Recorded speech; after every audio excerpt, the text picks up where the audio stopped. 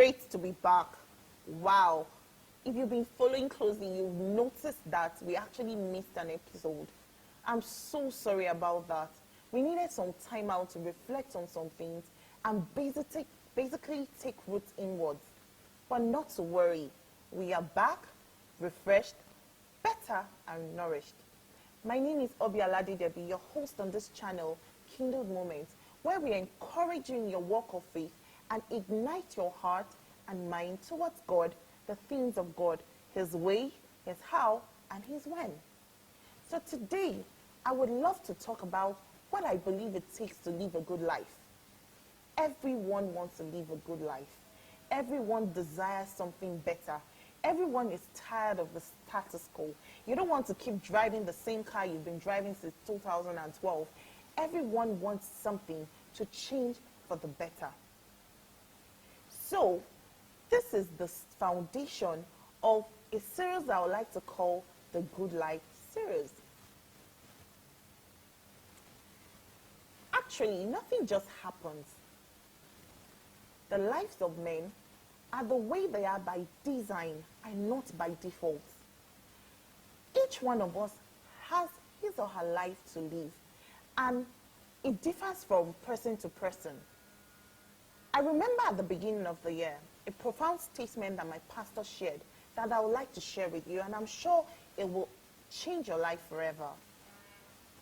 We are really not different from each other, but what truly makes us different is the quality of decisions that we take.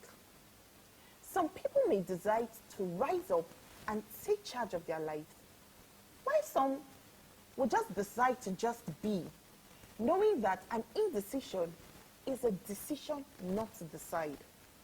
Some people are just comfortable to fold their arms and wait to see what life throws at them. Well, I am of the opinion that life is a little bit more deliberate than that. It takes certain steps to make certain things happen for you. And you need to make the right strategy to conquer and turn around the vicissitudes of life to our advantage.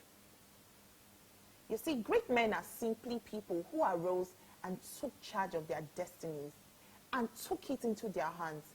They were ordinary men who arose to achieve extraordinary feats. Now, where am I going with all this?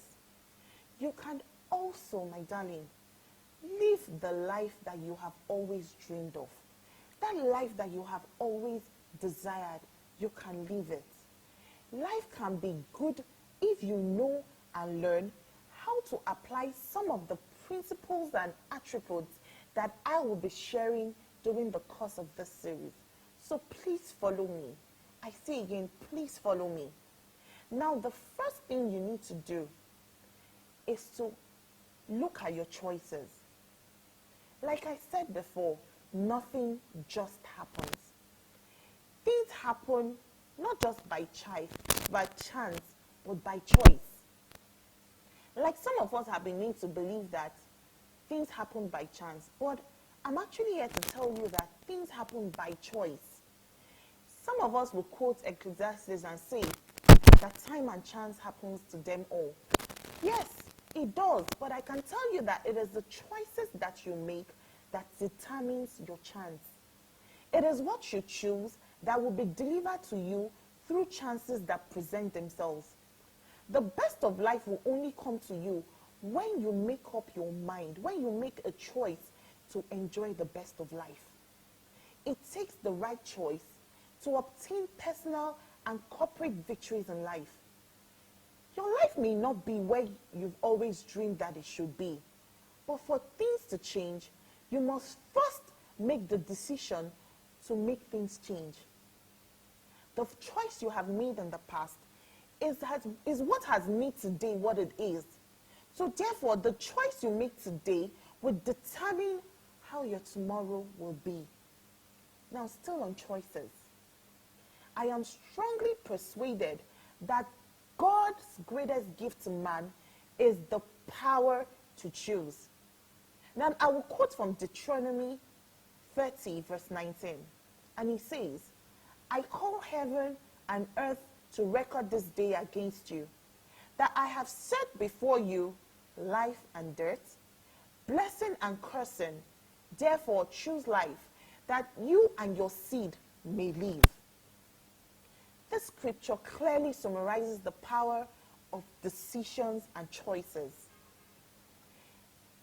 It captures it all in very few words. Now, please never forget this.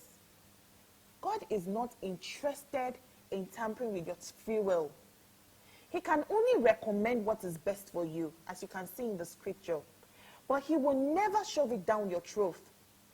I think the reason he chooses to do this is because God is a life-giving spirit.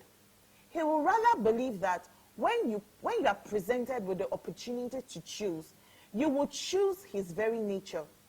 And if indeed you're a child of God, you will choose the nature of God, which is life.